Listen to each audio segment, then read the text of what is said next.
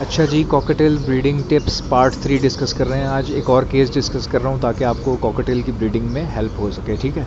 अच्छा, आप अक्सर चेक करते होंगे बॉक्स खोल के, जब आपकी फ़ीमेल अंडों पर बैठती है तो 21 या 22 दिन बाद या 20 दिन बाद आप चेक करते हैं कि बच्चे निकले या नहीं, तो आप बॉक्स को खोलते हैं।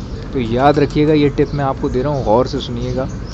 बच्चा अक्सर आपने देखा है कि 20 दिन बाद जब आप खोलेंगे बॉक्स तो कोई एक आध बच्चा अंडे में से जो पहला निकलता है वो इब्तदा कर चुका होता है, कैसे कि वो चोंच मार के एक सुराख कर देता है, वहाँ से अंडा चटक जाता है और आपको नज़र आ रहा होता है कि यहाँ से बच्चा निकलने वाला है या निकल रहा है, ठीक है। तो इस केस में याद रखिएगा कि छेड़छाड़ मत कीजिएगा अंडे के साथ। आप, मुझे पता है कि हाथ से भी हैच करवा सकते हैं बट आप मत कीजिएगा, ठीक है। ये मेरा एक्सपीरियंस है, मुझे तकरीबन कोई 10 से 15 साल हो गए हैं कॉकटेल के अंदर।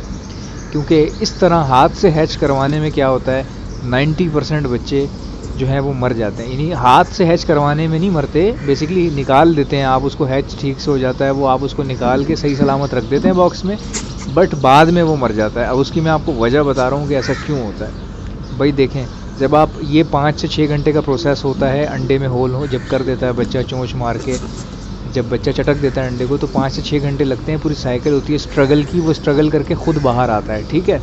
तो अगर आप हाथ से खोल देंगे उसको तो उसके अंदर कुछ लिक्विड वगैरह होता है जो कि 5 घंटे तक सूख जाता है उसके बाहर आने तक। लेकिन अगर आप हाथ से ही निकाल देंगे तो वो लिक्विड गीले बच्चे के साथ पीछे चिपकता हुआ लिक्विड भी उसका बाहर आएगा, जिसकी वजह से जो चिक है उसकी डेथ की पॉसिबिलिटी बहुत ज़्यादा हो जाती है, 90%। तो ज़्यादा लालच करना, ज़्यादा होशियारी मारना कॉकटेल में चलती नहीं है होशियारी, ठीक है ना।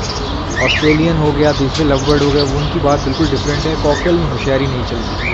अच्छा, दूसरी बात, कई लोग हाथ से हैच करवाते हैं, मैंने भी करवाया है, ठीक है। बट वो कम ऐसे होते हैं जो बच जाते हैं, जो प्रोफेशनल्स होते हैं उनको पता होता है क्या करना है, किस वक्त कैसे करना है। लेकिन आप मत कीजिएगा, क्योंकि कोई आपका बच्चा अगर हैच होते हुए मर जाए खुद ही कुदरती, कोई मसला नहीं है, कुछ नहीं होगा, कोई इतना बड़ा नुकसान नहीं होगा, दोबारा ब्रीड कर देगा। मगर आप हैच मत कीजिए हाथ से, ये मेरा तजुर्बा है, लिखवा लें मुझसे आप।